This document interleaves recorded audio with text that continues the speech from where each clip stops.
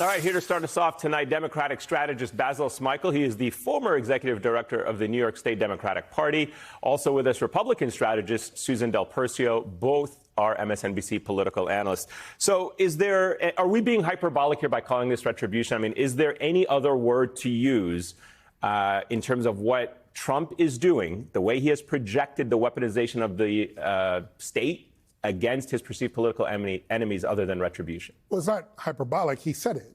Right. So we'll just take his word, right? We'll take his word for it. He said it. It's a retribution and reclamation tour that he's doing.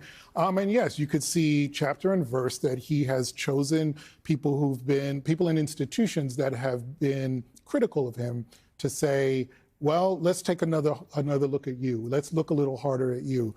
And the truth is, it doesn't just stop there, not just at the institutions, but also the sort of themes. So when you add in things like Black Lives Matter or Me Too, all of these other movements, if you will, there is this wholesale attempt to bring all of that back, to pull all of it back. And it's a way to signal to his base that, from his point of view, that yes, all those things that you didn't like, all those things that were making you feel uncomfortable, we're going to do away with. So there is no other way to describe it. So, Susan, I want to ask you how you think Republican voters are responding to all of this, because I think there's some debate about, did people vote for Donald Trump because they wanted cheaper eggs, et cetera?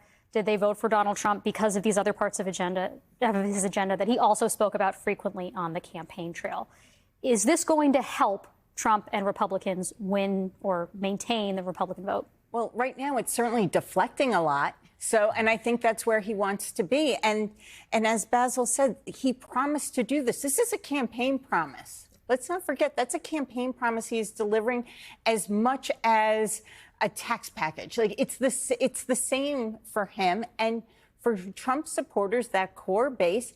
They love it. It's red meat for them. And you know what? It gives them something to talk about that he's doing. So when you have to defend your vote for Trump, you say, oh, yeah, but look, he's got that done. He's doing that. But you really think it trickles down to ordinary vote? You think most Americans know that he's out here? I think most Americans have no idea and they don't care. You think they do, but they don't care? No, I don't think they even really notice it. They may hear it and they shrug it off. I mean, it's no different than for those voters as Mexico will build the wall and they'll pay for it. Like that, it's just rhetoric. They're used to Donald Trump's rhetoric for over 10 years. He's been doing it, and I think it's a little bit. I think there's a deeper psychology to some of it. You know, I spent a lot of time going door to door during this last election. I've been to these rallies. I mean, the retribution is the point for many of them. Like, there's like a deep emotional connection to it, particularly after the Butler rally.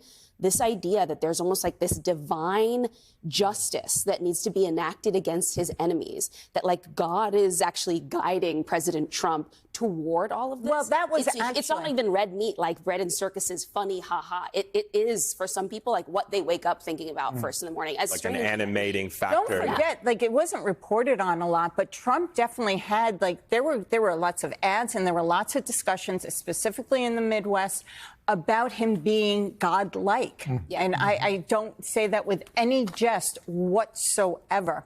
That was a real narrative. But at the end, to your point, I think it comes down to, look, I get to be angry at someone else and I'm justified. It's just a way to express your anger, and it's they don't care where as much as it's them. And two quick things. One, we should never underestimate the voters' appetite for disruptive politics. There is such an extraordinary appetite for that among voters in a way that I think touches this issue of go after them, go get them, because they already don't trust institutions, and we've seen that trust diminish considerably over the years. So there's this desire to kind of blow things up, figuratively. And they use his rhetoric to say, yes, that's exactly what he's doing. And going to your point, it's easier to tear down a man than it is a symbol. So when he has the sneakers, I call them treason ones, you know, he was selling sneakers, he's selling coins, he's selling ties, he's selling all of these things, because it's not just about him, it's about wrapping yourself in a cloak of Donald Trump. right? Figuratively and literally, because it becomes a lot harder to take him down that way, because it's not just about the policies. Now you've got to dig in through a tougher, stronger armor. So what do you do, though, if you're a Democrat and you're trying to reach out? You're trying to reach out to people who were not just not interested in you. Didn't just stay home on the couch. They actually have enjoyed watching you get humiliated and attacked, potentially jailed. I mean, how do you connect with people who have been cheerleading for that? Well, here's interesting, and I'll kind of flip that a little bit, because in these days when we've been talking about all of these books and what did you know about Joe Biden and when, that's not what I hear from voters when I go and talk to people and go and listen to folks' concerns about this. What Democrats have asked, and a lot of other voters, is what do we do now? That's the question. That's the question that Democrats need to answer, right? What do we do now? And, some of us are trying to say, you have a platform, wherever that platform is, whatever it is you're doing, use that. But it happens through the nonprofits. It happens, which Donald Trump is trying to sort of diminish now, right? But it happens through all of these local organizations that I've been saying for so long. Do not look to D.C. for that singular answer. Or the courts for that. Well, I don't know. I want to hear your thoughts on this. So we did see a judge say this week that the arrest of the mayor of Newark, Mayor Baraka, was hasty. How confident should we be in our courts to fight back or to safeguard innocent citizens against this retribution tour? Well, so far, they've held up. And I think we really don't know how far Trump will go until it's a Supreme Court decision that he disagrees with. And what does he do then? That, to me, is the ultimate kind of apex of things coming together and trying to figure out, like, what do we do next? Because the courts are holding. But I don't think people are following the courts, those decisions as much. They do understand fairness. They don't like when people are scooped up off the street, that's for sure, and not having their rights protected. But I think, to Basil's point, like, getting out of D.C. is so important. And I know I'm a Republican, and I have supported Democrats throughout Trump because I believe they were more interested in governance. But the one thing I will say about Democrats is, what are you going to do? Show me what blue state governor or mayor has actually done something on affordable housing. What have they done to get the voters behind them?